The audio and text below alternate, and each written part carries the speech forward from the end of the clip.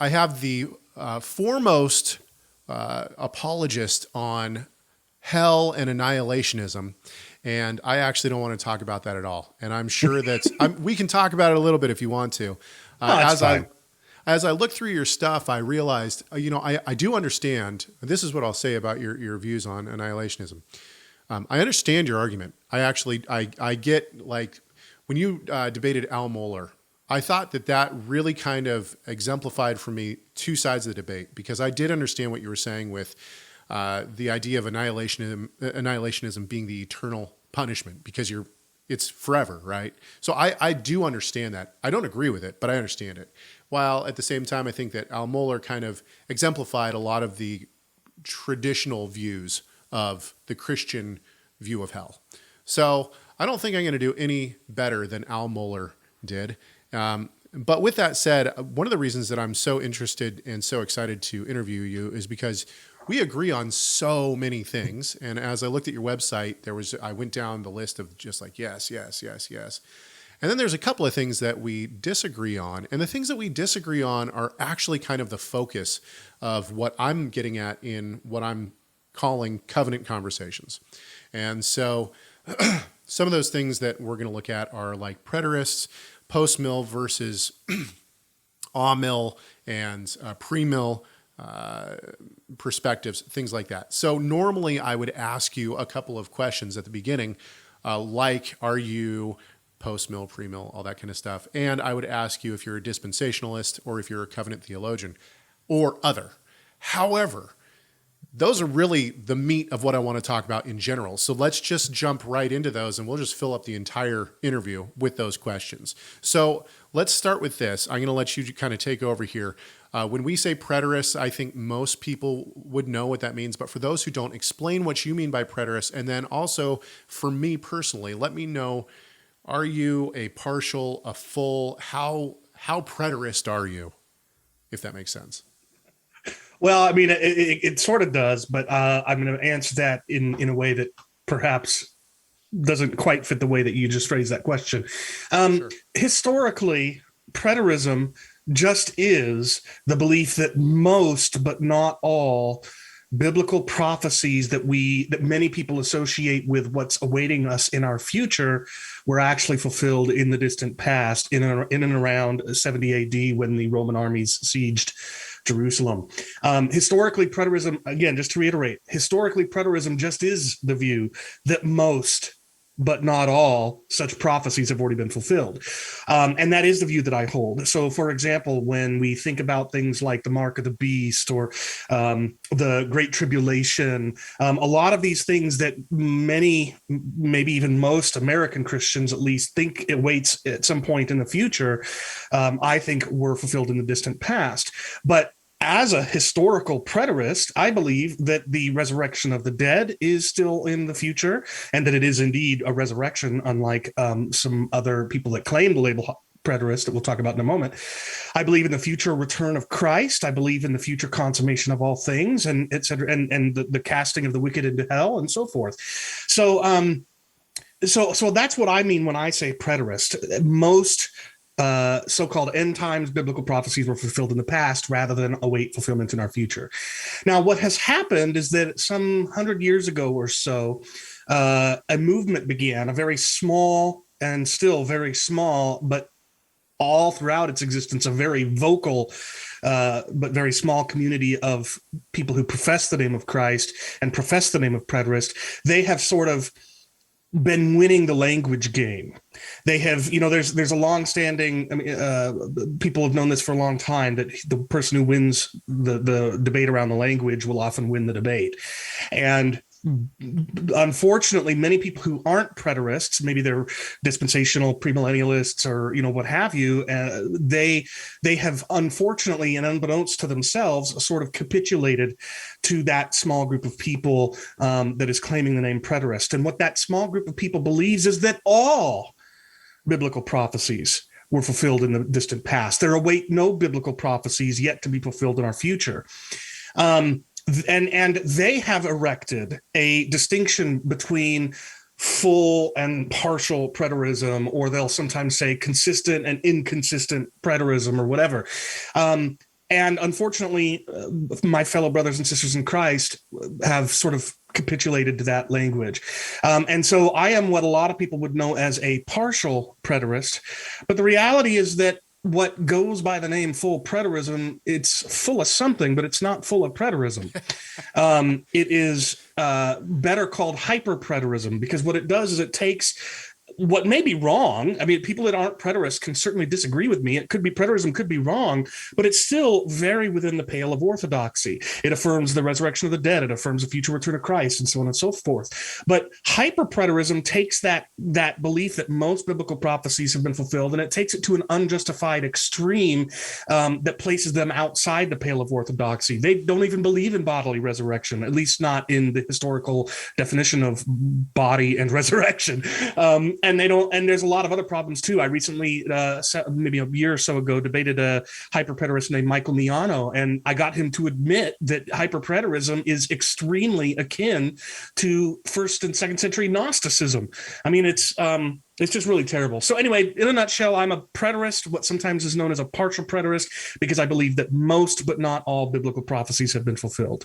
Okay, so I just want to hash this out just a little bit. Hang on 1 second here.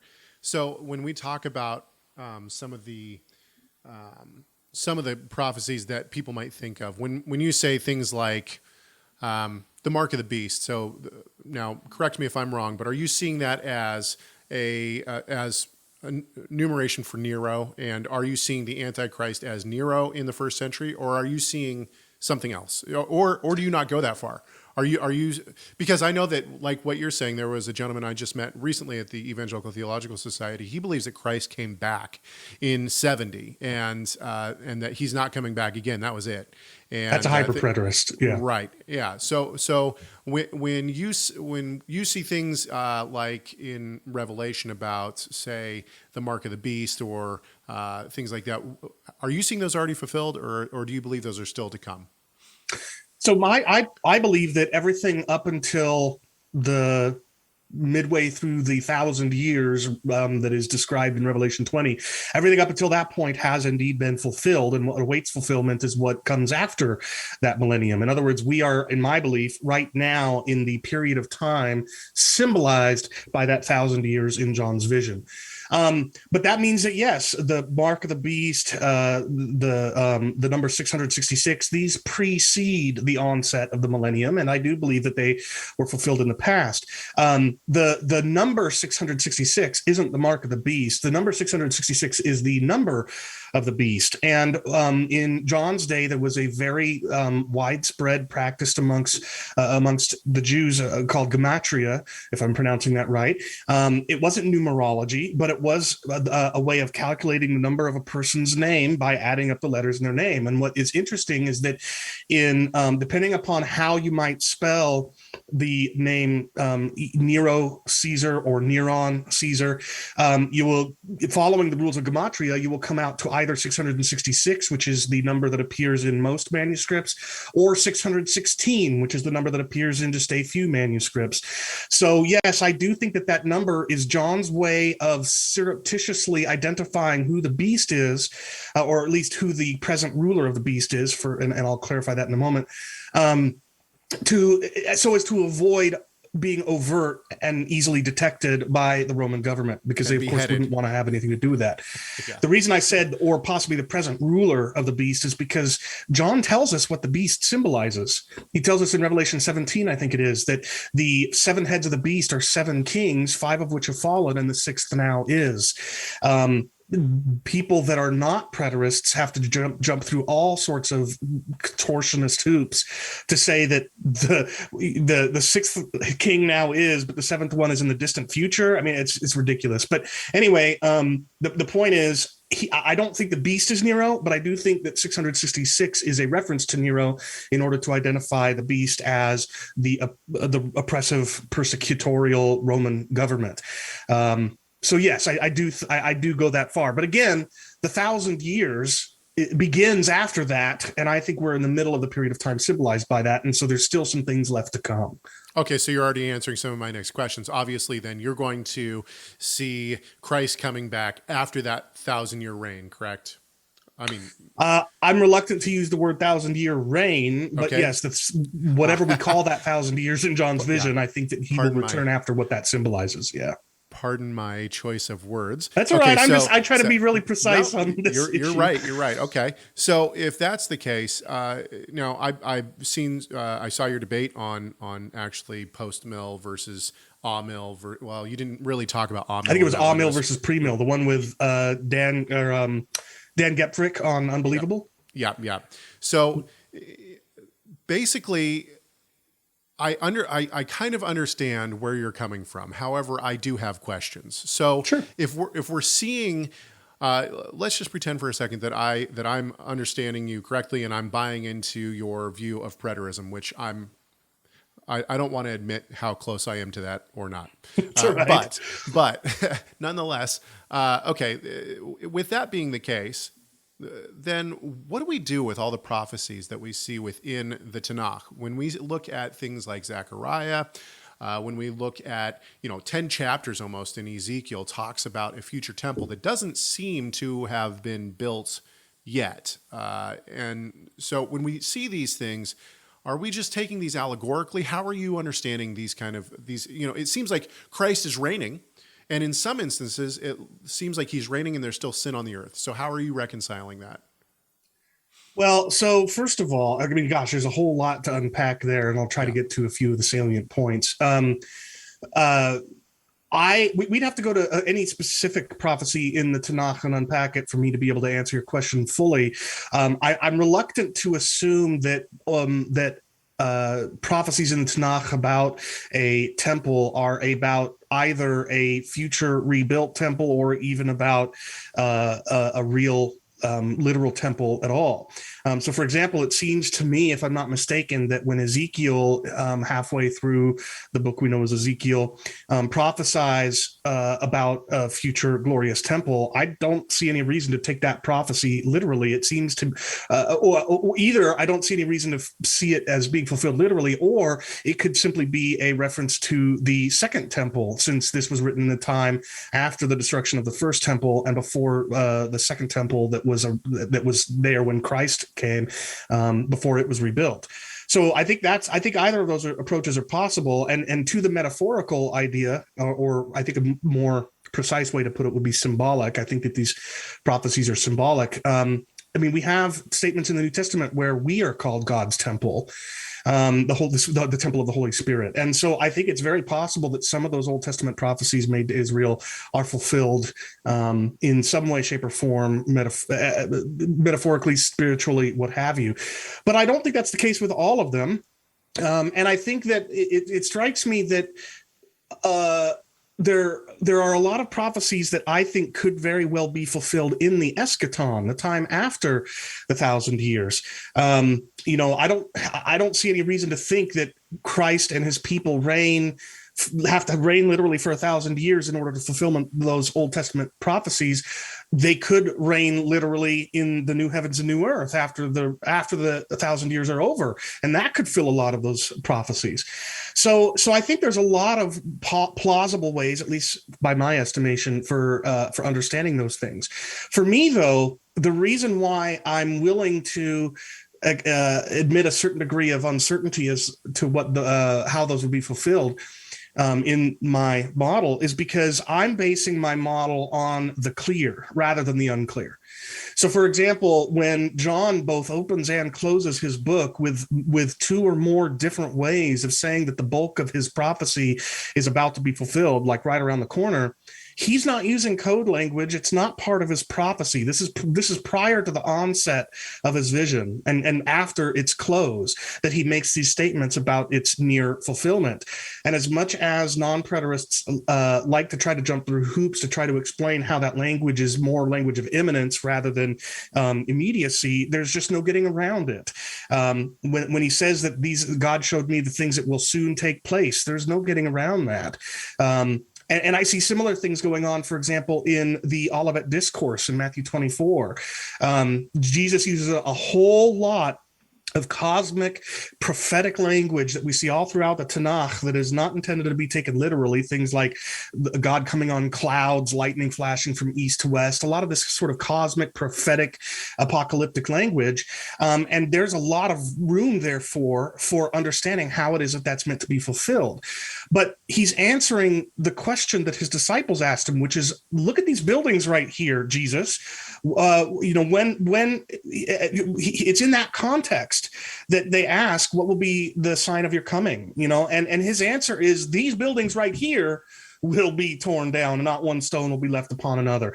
And it's in that context that he says, this generation, this Genea, will not pass until all these things take place. And there is no legitimate way to turn that word into the word genos, which means race or kind, or to say that generation means something other than generation. No, very clearly, Jesus is saying, these are things that are going to happen within the lifetime of his contemporaries.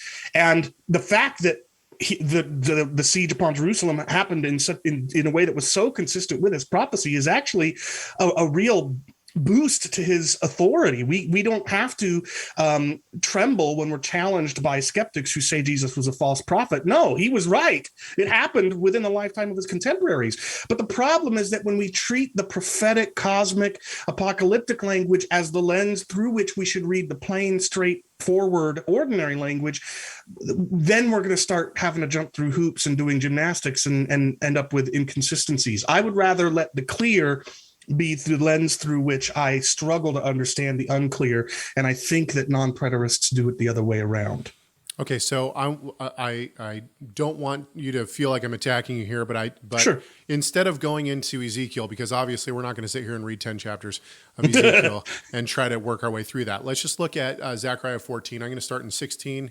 And I mean, we can even just paraphrase this, right? Basically, at this point, all the nations come up to worship the King, the Lord of hosts, and keep the festival of booths. So they are going up to Jerusalem. It seems to me, and you can certainly disagree with this, obviously, but it seems to me like this is temple language, that they're going up to celebrate the festival. They're going up to celebrate the festival of booths. Festival of booths certainly incorporates sacrifices, and they're going to Jerusalem. And it seems to me like all these different nations are going up, but Egypt might refuse. So this even, to me, looks like the opportunity of unrighteousness by Egypt. So to me, that would say that we're not in a time when everything has been made perfect, right? I mean, so how are you seeing this? Let me just ask that. How are you interpreting this? Yeah, well, I mean, again, I think that there are at least a couple of ways of going about it. One of them is to think that what this is actually a reference to is a prophetic reference to the spread of the church throughout all nations, the spread of God's kingdom that we see slowly, not so slowly, expanding throughout the book of Acts, and now is encompassing people from every tribe and every nation and people and tongue on the planet. I think that that's what this could be prophetically referring to, using the reality Israel was familiar with as a metaphor for the all of the people of God throughout the world coming to faith. But I also think it's possible that, yeah, this actually could refer to the eschaton. It doesn't say that any of the families of the earth won't go up to Jerusalem to worship the king. It says, if any of the families of the earth do not go up to Jerusalem, if the family of Egypt does not go up and present themselves. So I don't, and if everybody does, including Egypt and all the other nations of the earth in the eschaton, then I don't see how that's at all inconsistent with this passage. So again, for me, it's like I'm dealing with what is by its very nature difficult language, a different kind of language to understand with confidence, as compared to language that is just plain and straightforward before any prophetic, like a prophetic cosmic apocalyptic language is used.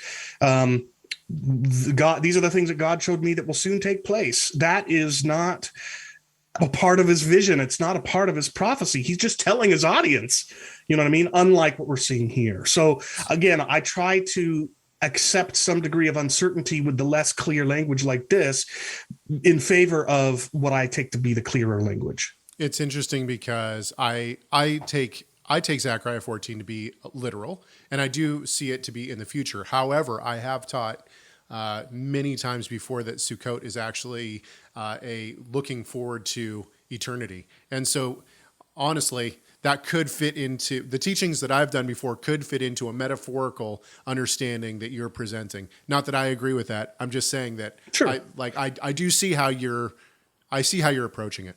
So and let me just add that just because Sukkot, if it entails sacrifices in the Old Covenant, does not mean that the only way at any point in the future God could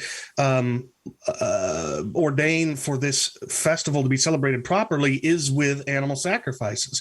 I mean, we are both, to one degree or another, very sympathetic to the Messianic movement. You probably a little more so than I, but I feel very sympathetic to it.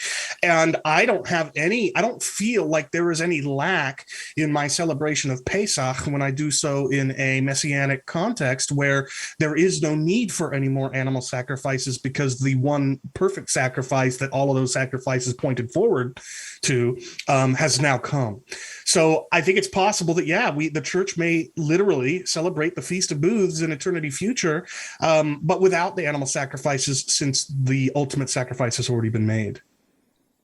That could actually take us into some really interesting territory, and territory that I was not expecting to go. But I'll go there just real quickly anyway. You've actually touched on several things that I really want to get to. Ultimately, your view of the church versus Israel. But for now, so I agree with you that Christ's death on the cross fulfilled all sacrifices that pointed to him. However, I personally don't think it would be an offense to the cross to have the picture of sacrifice point back to the cross. Now, I know that is a very not accepted view in Christianity at all. But when we look at things like Acts 21:22, when Paul goes, we're talking 20 to 25 years after he accepts Christ. He goes to the temple and it says that he sacrifices. Do you think that is a problem for our view of Christ fulfilling the sacrificial system? Yes and no, but probably not. When I say yes, it's probably not in the way that you think. Although it does strike me that there is sort of a visceral reaction that I have to the idea of post-Christ sacrifices, and I'll admit that. But that isn't why I don't find that to be a plausible view of the eschaton. And to be fair, I think you, if you're a premillennialist, would say I'm not talking about the eschaton. I'm talking about sacrifices during the millennium, and that's fair. But for somebody like me who does think that it's possible that these things will be celebrated in the eschaton, the reason why I would push back against sacrifices has to do with the fact that I don't think there will be death anymore. I see the eschaton as a time where death has been destroyed, not just for humankind, but for all of God's soulish, his nefesh chaya. And so that would be my pushback. And obviously, in your case, if you're a premillennialist, that wouldn't apply because death hasn't been destroyed. Well, I'm going to go there now a little bit. So if you watch that debate, you'll know that I made the case, whether it's compelling or not is, of course, another question. But in that debate, I made the case that, look, Paul is saying that death will be destroyed when the saints are raised immortal. And of course, a premillennialist believes that the saints are raised immortal at the beginning of the millennium. So I think that a premillennialist would have to say that either death has been destroyed only for some people at the beginning of the millennium, and then it's fully destroyed at the end, or they would have to say it's only about people and it's not about animal life. I don't know. I'll leave that to them. But for me, it seems what I think I see in 1 Corinthians 15 and elsewhere is that the immortalization of the resurrected saints is coterminal. It's contemporaneous with the defeat of death, and I think that includes all of God's nefesh chaya, not just humankind. Yeah, I mean, I'll be completely honest with you. You've kind of found the Achilles heel to my pre-mill belief, which is that I don't understand, even in my own I have not figured out for myself how the resurrection of the dead would happen and there be no death anymore. Because I think that within the millennial reign, to me, it seems as though there is death still. And so this is really kind of one of those places where I'm willing to say I honestly have not figured this one out yet. So I mean, you're pushing on a pressure point that certainly is a pressure point. It's one that I'm uncomfortable with myself. Well, this is exactly how brothers, I think, should work these kinds of things out, is just talking about it as brothers. So often this debate and many others, as I think you're familiar with as well, turn into shouting matches and calling each other heretics and stuff like that. Why can't we just accept, look, you haven't got all of your ducks in a row, I certainly don't have all my ducks in a row, but we both have our respective reasons for letting certain factors be the lens through which we see the rest, and we just got to hash those things out even if we don't end up agreeing. And you know what? I've been called the heresy hunter before, and I am trying to turn over a new leaf. So let's keep going, and I'll try not to call you a heretic. Okay. Now I want to shift gears. I guess it's not completely. We've talked a lot about, the eschaton and things like that. And ultimately, here's the thing, is that I watched your debate with, he has two first names, Steve Gregg, right? Okay. So, and I tend to follow, I don't know if it's Mr. or Dr. Sorry, Mr. Gregg's line of reasoning more than I do yours. But I'm at the same time, you said some things where I'm kind of cocking my head going, I think we might actually kind of be saying the same things in some places. So you talk about this remnant of Israel, and maybe here's maybe the easiest way to go about this. I'll just show you my hand, and then you can comment on how you agree or disagree. Because to be honest with you, I'm not sure if even though I watched that debate, I'm not sure I fully understand your argument here. Okay. The way that I see this whole thing playing out is that Israel is God's covenant people. And as God gives his covenant to the covenant people, some of them reject the covenant. Okay. And you have this remnant who, and when I say reject the covenant, what I mean is they don't just reject the land covenant, when they come to the land and say, no, we don't want it. They actually reject the covenant in total, which would be all of the covenants put together, which I see as faith in a coming Christ to deal with sin. Okay. So Abraham looked for it. He believed, it was reckoned to him as righteousness. Okay. So and Paul uses him as the model of faith in Galatians. Okay. So I see that remnant as being saved through the blood of Christ, even if it's the blood of Christ that's going to be shed to come. Okay. So that's how I see the remnant. Once the quote unquote church comes in, they are added to the remnant, whether Jew or Gentile. And that expands what I would consider to be Israel, true Israel, which I would see as covenant members. So it seemed in your debate with Steve Gregg, you're making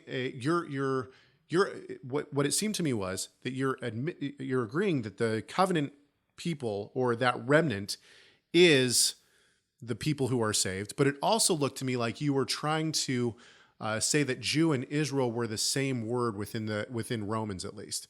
Now, I probably got it all wrong, so set me straight on this.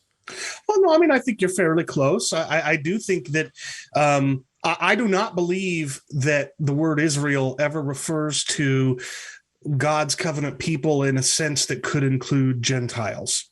I don't see any evidence for that. In other words, I don't think it's basically a synonym for church. And the only place I see in the New Testament where the word Israel or the word Jew might have a nuanced meaning is in Romans. One of those two words, the word Jew, is used in a bit of a nuanced way in the early portion of Romans, where it says a Jew is not a Jew who is one outwardly, it's one who is one inwardly. And then the word Israel is a meaning is nuanced in Romans 9-11, where Paul seems to talk about, he says it's not the people, the descendants of Abraham who are the people of Israel. It's the I've forgotten it, but it's a people, not all who are descended from Abraham are yeah, right. Israel. It's the children of the promise, right? Right. So, and here's what I think. I think what he's saying is that there's an Israel within Israel, or there's a subset of Jews who are truly Jews. Um, so, uh, so the Jew in the early portions of Romans, who is a Jew inwardly, in my view, isn't a Gentile, and I don't even think there's an argument to be made there. It's just an assumption on the part of people that think otherwise, because all that we know is that he seems to be saying that at least some subset of Jews are true Jews. What he doesn't make any argument for is that subset, it's not just a subset, it's also people outside of the ethnic designation Jew who are truly Jews. There's just no evidence of that. And similarly with Israel in Romans 9-11. So my position is that Israel is an ethnic identity. It is the people it is the biological descendants of Abraham, Isaac, and Jacob. But I think that within Israel, there is a remnant, a believing remnant that really truly represents what Israel is meant to be, and therefore is most deserving of the word Israel, of the name Israel. And I think that remnant of Israel is part of the church. And so I think in my debate, I used a sort of overlapping circles diagram. And I said, here's the Jews, over here's the church, and where they overlap is the remnant. And that's my view. So when Paul talks about, for example, the Israel of God, I don't think he's talking about the church. I think he's talking about the remnant. But here's the thing. The remnant and the church, the remnant and the rest of the church, the Gentiles, believers, have become one people. Absolutely. I just don't think that makes them all Israel. Anyway, does that help at all to understand what I'm saying? Sure, but just to push on that a little bit, you would admit, and I think agree, that a person, no matter what their race, who comes into covenant relationship with God is therefore a covenant member, right? I mean, and that's ultimately what Israel is, because those who are, and actually this could get into our another place that I want to go, which is into Romans 11 just a little bit, but I actually got a lot to go here. But so talking about covenant membership, I mean, it seems to me that I gotta slow down here because my brain is going a million miles a second. But it's all right. It seems to me that what we're talking about really is covenant membership, right? And so my question, I guess, would be, if a person attaches, obviously in the Torah, and you admit this in your debate with Greg. In the Torah, if a person attaches themselves to the covenant of Israel, they become a covenant member and are just assimilated into Israel, right? This is how you explain in your debate that this is how the mixed multitude is considered Israel, right? Sure, that's right. They enter into the Mosaic covenant by undergoing the requirements of the Mosaic covenant, which is circumcision and so on and so forth. And yes, that makes them part of Israel, but I don't think it follows from that therefore every participant in the new covenant is likewise Israel. I don't see any evidence of that. Okay, hang on. So two things there. First of all, circumcision is part of the Abrahamic covenant, first and foremost, right? I mean, you said it was Mosaic, but it's actually Abrahamic. And so ultimately, and I know I'm nitpicking on that, but I actually think that's a important distinction, because this is, I think, Paul's point throughout the New Testament, the apostolic scriptures, is that he's saying, no, the Gentiles are included in this covenant, the Abrahamic covenant. The new covenant. And the Abrahamic covenant, though, right? Well, I'm not convinced that the church is are participants in the Abrahamic covenant. The covenant was, it's interesting. That's an interesting way to think about it. So if we were to look at Romans, I think it's 4, maybe 5, where Paul talks about Abraham and we're children of the faith, I'm not sure that that it can be extrapolated from that the church is participating in the Abrahamic covenant. Part of the Abrahamic covenant was that to Abraham and his descendants, that promise was in you, the world would be blessed. But that seems to imply that there's a distinction between Abraham and his descendants and the ones who would be blessed in them. Sure. So I think I've just sort of always understood, rightly or wrongly, that the church the Gentile parts of the church, at the very least, the Gentiles in the church are those people who have been blessed by through Abraham's descendants, just like the promise seems to have been made to Abraham. I've never taken that to mean that therefore we are participants in the Abrahamic covenant, but that's something I should probably think about and consider. So I'm going to move to, and just pretty much steal Walter Kaiser's line of thinking in this, but I asked Walter Kaiser a question on the new covenant one time, and he said, this is going to surprise you to hear, which it did not surprise me at all to hear, but he said, it's going to surprise you to hear that the new covenant was not made with the church, it was made with Israel.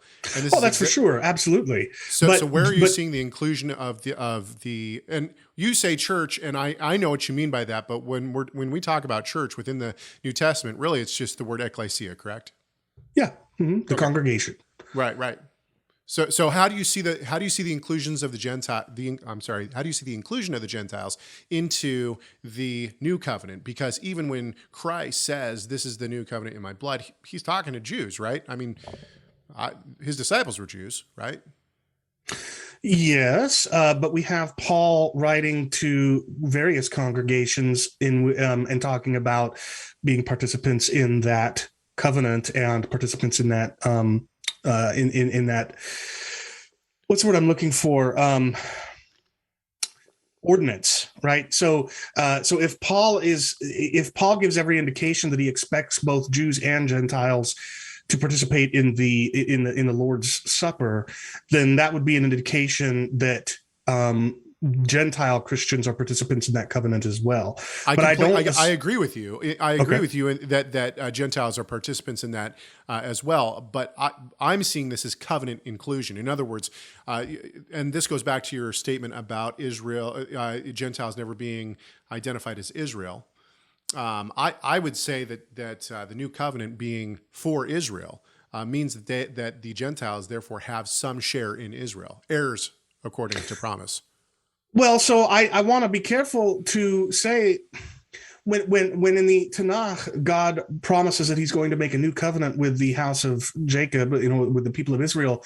I don't see any indication there, at least off the top of my very fallible memory, that what he is saying is that this is I will make this with you and only you.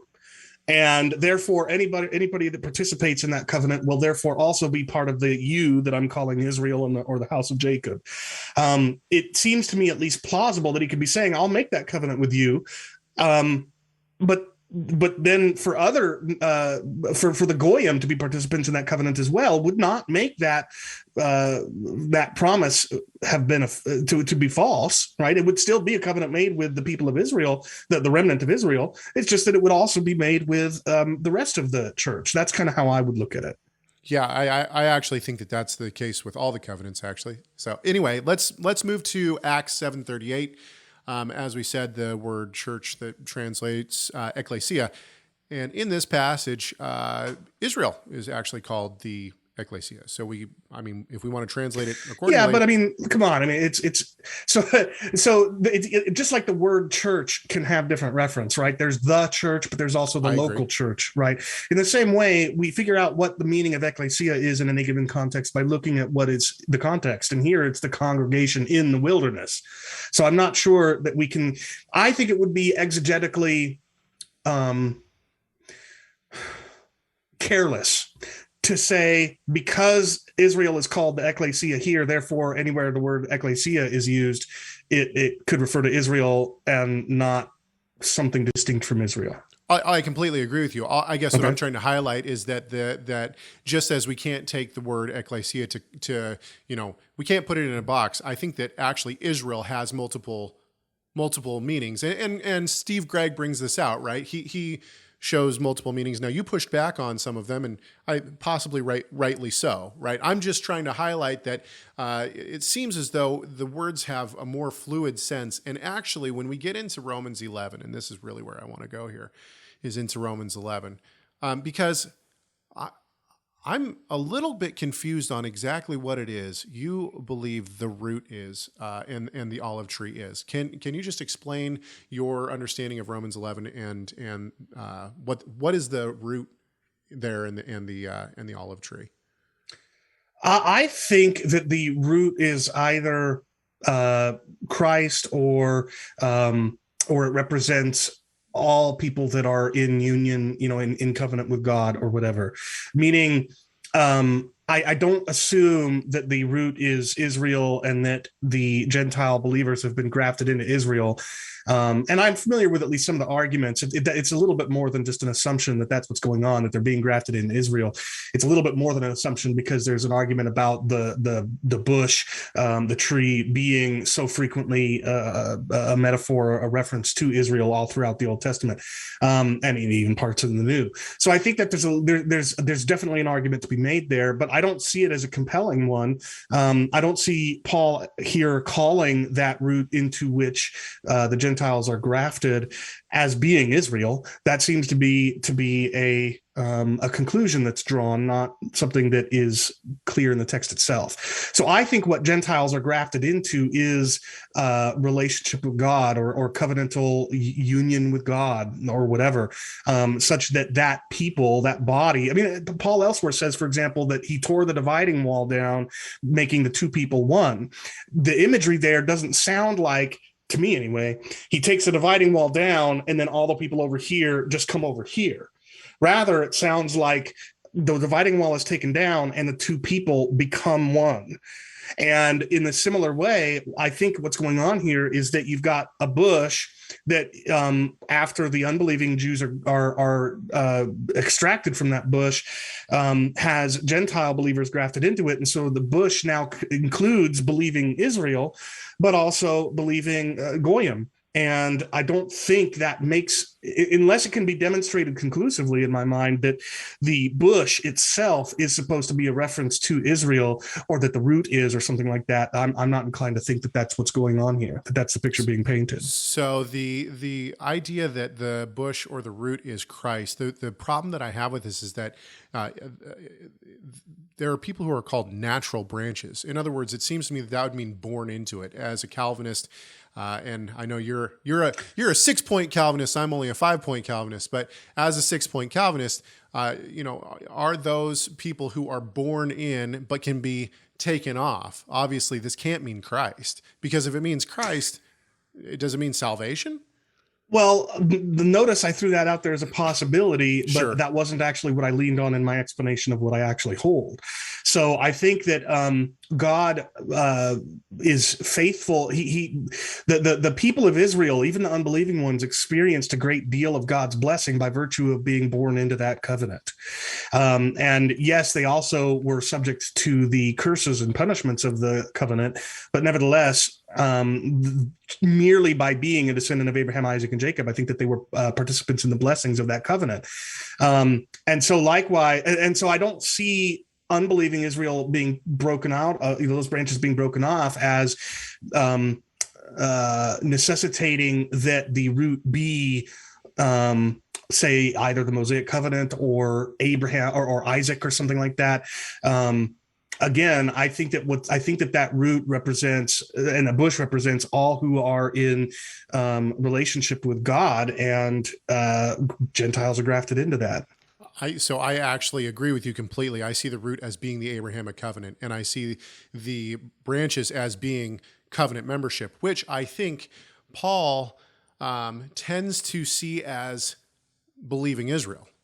And this is his point about them being able to be broken off, is that they can be taken out of covenant membership. Now, obviously, this brings a slew of problems in and of itself, because does that mean that they had, were they saved in that covenant membership? The answer is no, obviously, because Paul rails against the notion that bloodline saves you. So, okay. Well, really quick, I want to say one last thing, though. Sure. I am totally happy to admit that they're still thinking through this that I need to do. What strikes me, though, is that if it were the case that Gentiles grafted into whatever this bush represents were therefore properly called Jews, and if it were the case that the church I'm using the English word church, not the Greek Sure. word ecclesia, but the global church, Sure. is deserving of the moniker Israel. It strikes me as a deafening silence that there is no clear place anywhere in the scriptures where those words are used in that way. In fact, I think the strongest argument that Steve Gregg had during the debate was that there's so much imagery that is applied to Israel then and the church now. So many descriptions and things. And I didn't think of it at the time during the debate, but it occurred to me not long after. I could talk at great length about the commander in chief and the podium where the State of the Union address is given, the person who flies on Air Force One, and so on and so forth. I could use all of these descriptions, and if you go back 40 years, you'll find that all of those descriptions consistently described Joe Biden, right? Of course not. The point being that just because there's all these things that are characteristic or descriptive of an office are used from one person who holds the office then and another person who holds the office now does not mean that they're the same person, that they have the same name. Well, and so analogously, what I'm arguing is that just because the church is described in all of these different ways that in previous times would have been reserved for the people of Israel doesn't mean that they deserve the name Israel. I take Israel to be a name, not a title of an office or something like that. And so for me, it seems like the strongest evidence that Steve Gregg doesn't even get him what he wants anyway. And meanwhile, what I see in the New Testament and in the Old, for that matter, is a deafening silence in terms of where the words Jew and Israel are used of any Gentile that has not come into the Mosaic covenant or through circumcision, and by the way, it's not like they could be grafted into the Abrahamic covenant and ignore the Mosaic one. In order to become a part of the people of Israel, they had to become a part of the Mosaic covenant too, not just the Abrahamic one. So anyway, I'm starting to ramble here, but I wanted to get those out there. You're good. You're good. And actually, that's brought up a couple of different things. So I guess one of the questions that I should ask you is, first, let me precursor this. I think that the word Jew is different than Israel. And I think this is actually one of the distinctions that Paul starts to make in his letters is this notion that, if you're Jewish, you're in, like you're a covenant member because you have blood. And I think that Paul is actually saying, no, wait. This is not necessarily the case. And so Jew, I think, is predominantly a bloodline distinction, whereas Israel sometimes, and once again, now we're talking about words having various meanings, but I think that sometimes Israel can refer to a nation, but I think it can also refer to the remnant. And I think that remnant is not necessarily a bloodline. I think it's anyone who is in covenant relation. So that brings me to this question. Do you believe in a spiritual Israel? No. Would that be a fair, you say no. So go ahead and explain what you would mean by that. Just no. I wouldn't even use, in fact, I have to refrain from visibly rolling my eyes anytime I hear somebody use either the phrase spiritual Israel or the phrase ethnic Israel. Now, I understand there is a distinction between the people of Israel and the modern nation state of Israel. And so when people use ethnic Israel to distinguish between those two, I'm fine. But typically when I hear people use the phrase ethnic or biological Israel or something like that, what they mean is as contrasted with spiritual Israel. And that's not language I'm willing to embrace. What I will say, though, is that again, I've said that I think there's a sense in which the believing remnant of Israel are the truest examples of what it means to be Israel, what Israel was intended to be, and as such, I do think if I were to embrace the use of a phrase like spiritual Israel, I would think it probably refers to the believing remnant of Israel, not the whole church.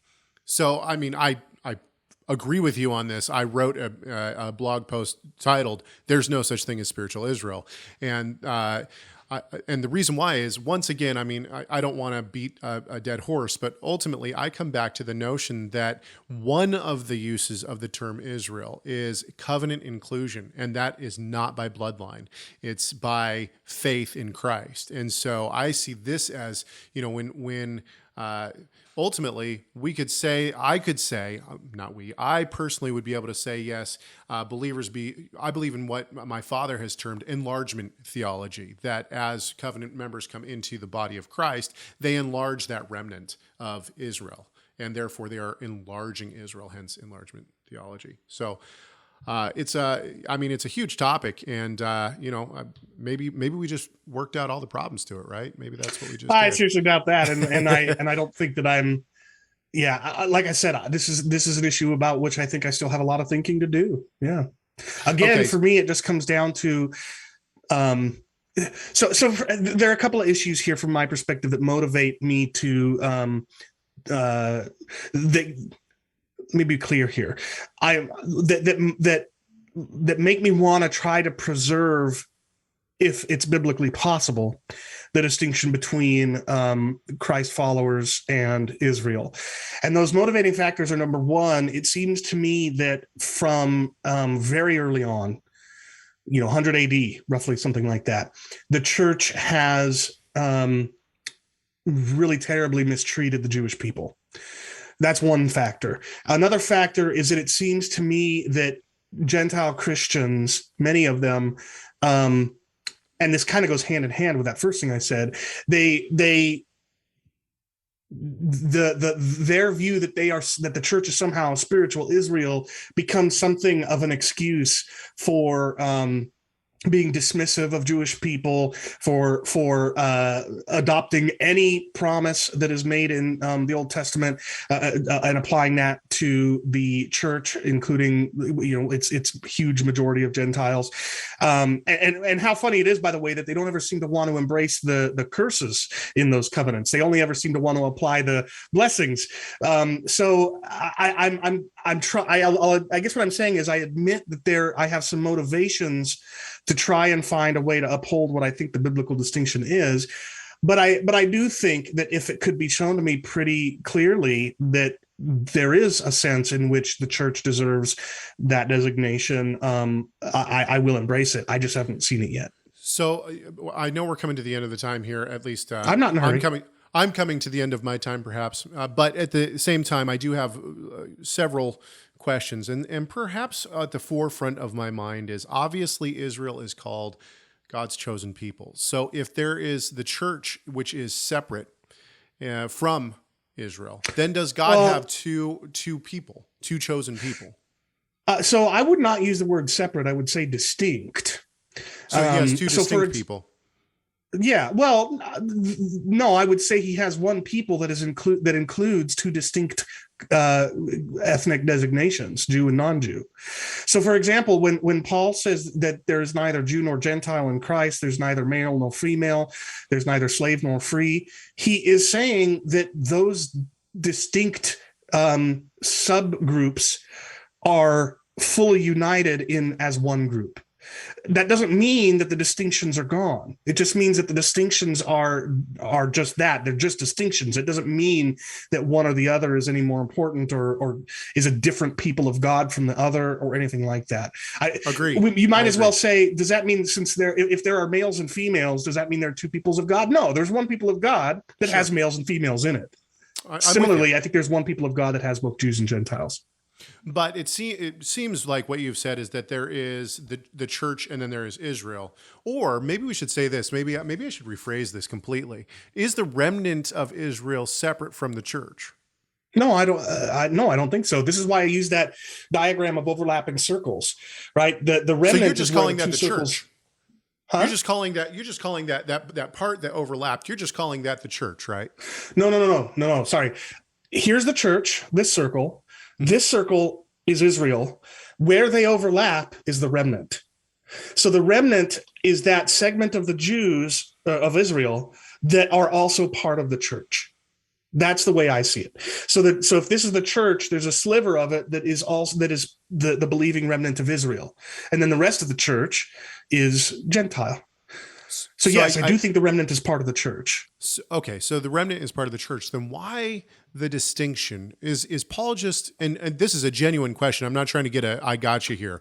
A genuine question in terms of how you're seeing this. So then is Paul just distinguishing that remnant of Jews to show the inclusion of Israel into the church, or is it vice versa that the remnant? I mean, it seems that there's obviously this distinction that Paul's making. Why is he making that? Well, I think he's making it because the distinction began to exist when God called Abraham out of Ur, right? I mean, I don't think that Paul needs a reason to continue to propagate a distinction that has existed for thousands of years prior to him. But that having been said, why does the distinction? What distinct role does that distinction make in Paul's thinking? And yeah, it does seem to me as if at the beginning of Romans 9 to 11, Paul is using the concept of remnant to say the remnant is included in the church, because what he's doing is he's answering the question, look, if all of this was prophesied by the Jewish scriptures, then why do so many of the Jewish people, why do they reject their Messiah? And Paul's answer is, well, actually, not all of them have. Sure. So yeah, I do think that the point of the remnant distinction is not to say Gentiles are part of that, but rather to say that Gentiles are, or the believing remnant is part of this people of God that resulted from the barrier, the wall being torn down. Interesting. Well, Chris, as always, it's fun to pick your brain, and I hope to do it again soon. Thanks so much for chatting with me.